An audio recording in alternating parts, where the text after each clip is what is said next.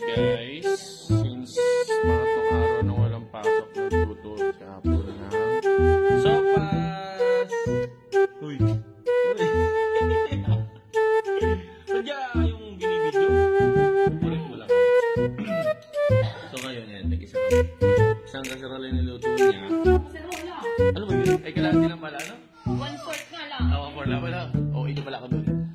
So, titikman natin kung masarap. So, kumain na. Sopas.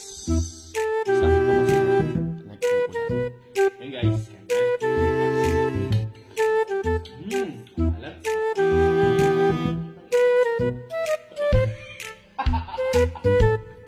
Ano? May kalamyas?